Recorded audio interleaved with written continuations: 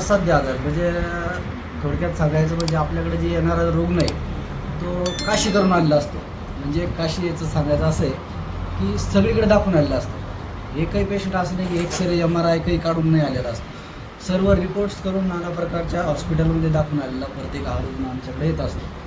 तर आपल्याकडं कुठलीही ॲलोपॅथी औषधी न देता आपण जुन्या काळातली जी पारंपरिक उपचार पद्धती आहे त्या उपचार पद्धतीने आपण संयुक्त उपचार पद्धतीने उपचार करून पेशंटला जास्तीत जास्त फायदा त्या ठिकाणी उपचारांना आपला होत असतो. आणि आपल्याकडं म्हणजे पूर्ण महाराष्ट्रभरातून पाठीमागून एक लंडनचे पेशंट होते, कॅनडाचे असे इतर देशातूनही पेशंट आपल्याकडे उपचारासाठी येतात. त्यांच्या म्हणजे अक्षरशः त्यांचे डॉक्टर त्यांचे मुलं डॉक्टर होते दोन्ही. त्यांना कानाचा त्रास होता. कानामध्ये टिनिटस असा आजार आहे की तो कुठंच ठीक होत नाही. तसे आजारही आपण बरेचसे आपल्या थेरपीने ठीक करू शकतो. आपली उपचार पद्धती म्हणजे जुन्या काळातलीच उपचार पद्धती आहे. पहिले शॉर्टकट सांगायचं झालं म्हणजे पहिले जुने जे लोक राजा डोकं दुखायचं तर त्यावेळेस काय करायचं, डोकं दाबून घ्यायचे, उतरून घ्यायचे. किंवा आपण आताही अंग शेपून घेतो मुलांकडून त्याच्यावर. ही एक ॲक्युप्रेशरचाच भाग आहे.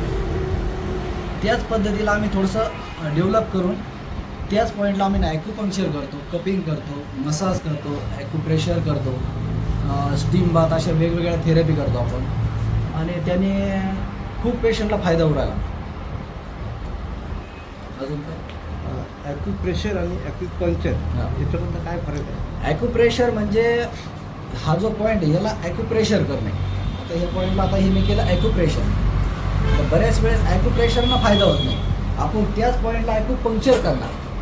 ॲक्युपंक्चर केल्यानंतर त्याला परमनंट रिलीफ भेटतो. म्हणजे मधली जी वेन्स असते मॅन्युअल असतो. आपले महानगरपालिकेवाले काय करतात, ड्रेनेज लाईनमधलं जर कचरा अटकला तर त्याला काय करतात, ॲक्युपंक्चरच्या सहाय्याने त्याला नेट काय तर सहाय्याने त्याला कचरा हटवून देतात. तसं आहे या पूर्ण वेन्स असतात. या वेन्सला आपण ॲक्युपंक्चर करून त्याच्यामध्ये तिथं जे ऑब्स्ट्रक्शन राहतं ज्या ठिकाणी ब्लड सप्लाय होत नाही त्या ठिकाणी आपण ॲक्युपंक्चरच्या सहाय्याने तिथं ब्लड सप्लाय प्रॉपर करण्याचं काम करत असतो.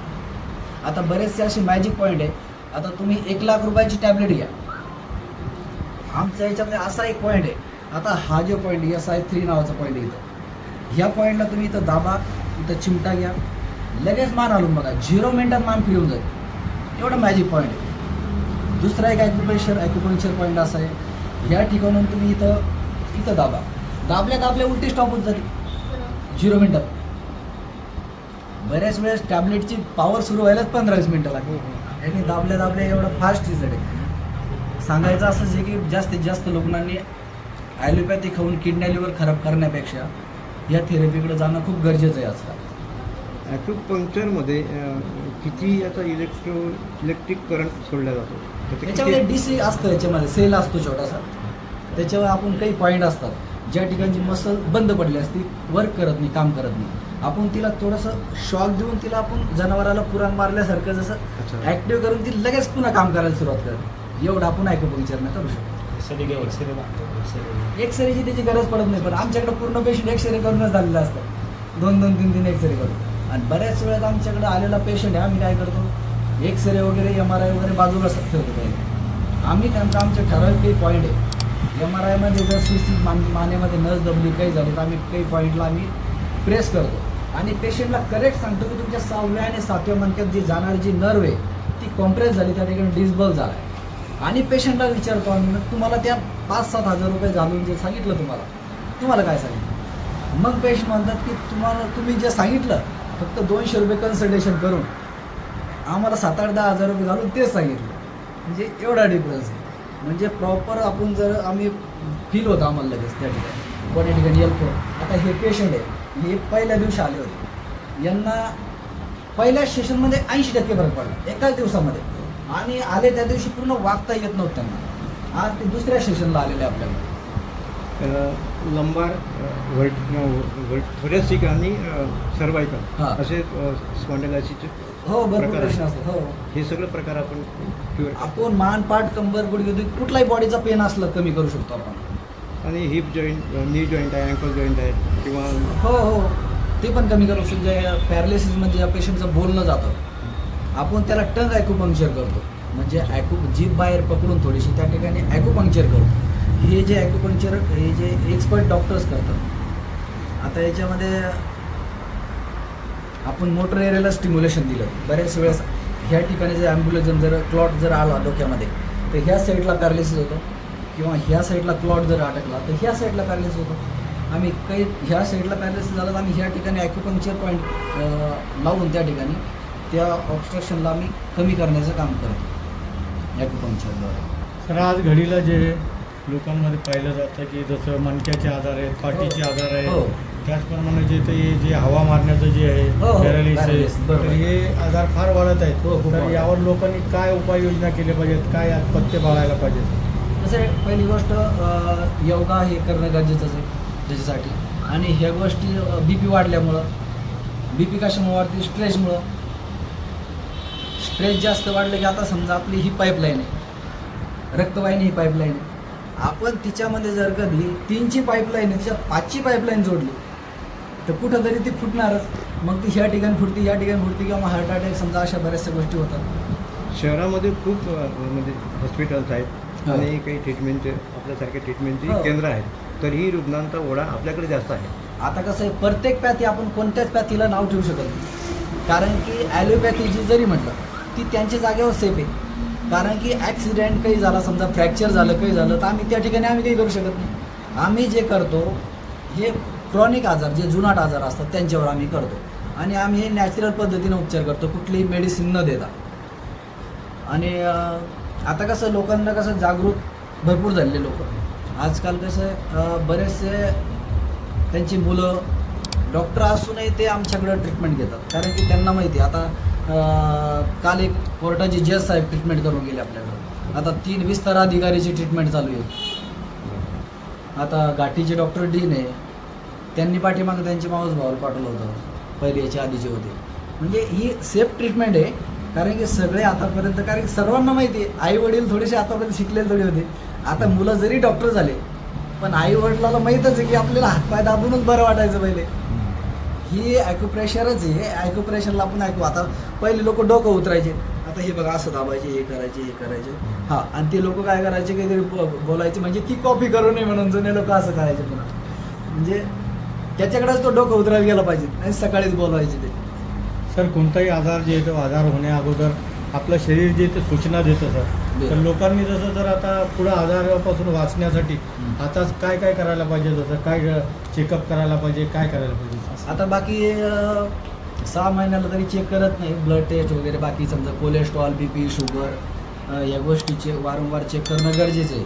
कारण बऱ्याच वेळेस लोकांना माहीतही नसतं BP आपल्याला आहे म्हणून. ते अधूनमधून तरी चेक करायला पाहिजे. असं आपण काय चेक नाही केले तर मग ते पॅरालिसिस होऊ शकतो, हार्ट अटॅक होऊ शकतो. ज्या तुम्हाला रक्त पातळ करायच्या गोळ्या आहे, इकोस्प्रिन वगैरे, त्या बाकी तुम्ही त्या कंटिन्यू घ्यायला पाहिजे नेहमी डॉक्टरांच्या सल्ल्यानुसार. मी रामेश्वर शिंदे. आपला इथं आता आपला पहिला ॲड्रेस होता TV सेंटरला, तिथला आपण बंद करण्याचं कारण असं आहे की तिथं खूप लोकांना आपल्यामुळं त्रास व्हायचा. त्याच्यामुळं आपल्या ज्या वेगवेगळ्या नंबर प्लेट राहायच्या, म्हणजे वेगवेगळ्या हिंगोली पासिंग, अमरावती, बुलढाणा, पुणे, दूरदूरच्या पासिंग राहायच्या. लोक डायरेक्ट आमच्याकडे यायचे. हे पेशंट गाडी कोणाकडे आली असेल, इथं आली असेल, तुमच्या पेशंट आमच्या समोर गाडी लावली, काढायला लावा. त्याच्यामुळं आपण काय केलं, आपण हे आपल्या पार्किंगनुसार, आता समोर आपलं काम चालू आहे अर्ध्या एकरमध्ये, तर त्या ठिकाणी अशी सुविधा होणार आहे की तिथं 100 कार पार्किंग करणार आहे आपण.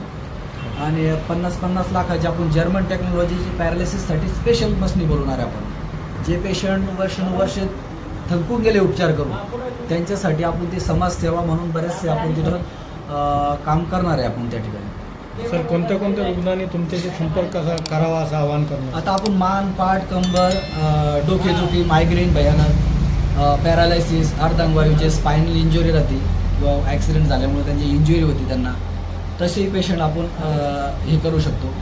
किंवा IBS, पोटाचे जे त्रास असतात, बऱ्याचशांना जुनाट पोटाचे त्रास असतात. आता एक पेशंट आहे कालचं एशियन डायग्नोस्टिकला दाखवून आलं, हे 5 मिनिटात. त्याला मी म्हणलं त्याचं नाडी हे परीक्षण केलं. आता हे जे आता आपण ही जी रेष आहे, आता तुमची एखादं कोणी आहे का? आता तुमच्या दोन्ही हात पाहिजे नव्हते आपल्याला एखादी रेष आहे. आता ही जी आपण जर अशी कनेक्ट केली, आता ही जी रेष आहे आता ही आपण बरोबर सरळ जोडली आहे तिथे.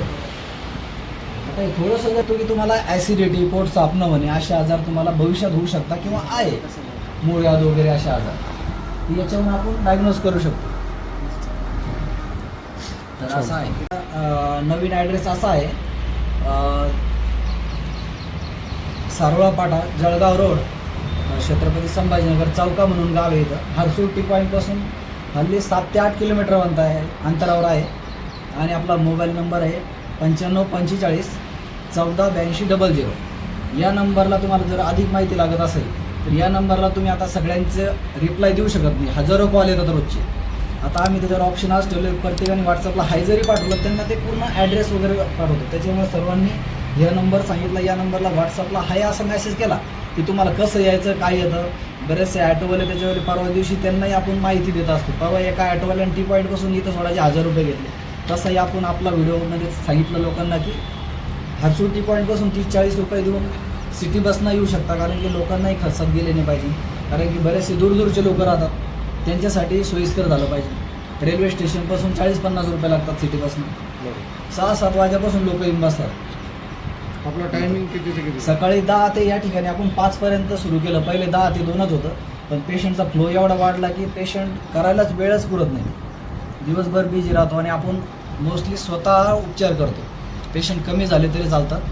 त्यांचा चेहरा नका आता या ठिकाणी आता हे बघा एकच काम करतं. आता एक कप लावून द्या तुम्हाला. आता हा जो कप आहे ब्लड सप्लाय होत नाही प्रॉपर. मग आता आपण काय करणार इथं, याची एवढ्या जागेत त्रास होतो तुमचा. आता याला मी त्या दिवशी काय केलं, हे जे आहे आता हे असं केलं. आता हे आता खालून जाणारा जो अडथळा निर्माण व्हायचा, जो स्पेस काय झाला इथं फ्री झाल्यामुळं खालून ब्लड सप्लाय प्रॉपर होऊन गेला. मग इथं जो आजूबाजू जो सप्लाय होत नव्हता मग तो सुरळीत व्हायला सुरुवात झाली. सर हे फक्त फॅटमुळे होतं का? फॅट तर नाही इकडून तिकडून असं त्यांचं काम असतं. एखाद्याने योगा केला तर सर हे प्रॉब्लेम होत नाही त्याला. आता याला मी हे केल्यानंतर ॲक्युपंक्चर करतो या ठिकाणी.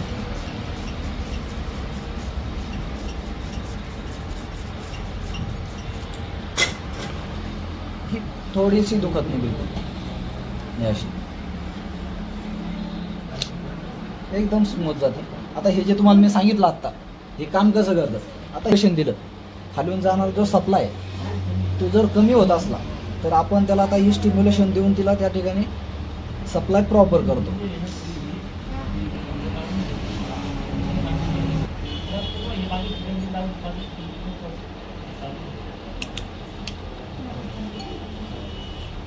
चालू आहे का? आलं?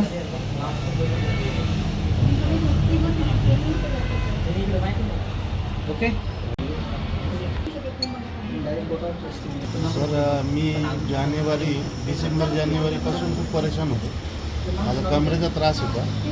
मी हेडगेवार हॉस्पिटलला 2 महिने ट्रीटमेंट घेतली, वेलकेअर हॉस्पिटलला 2 महिने ट्रीटमेंट घेतली, 2दा MRI केला, जेम्बो एक्सरे 3दा केले, पण कुठलाच फरक जाणवला नाही.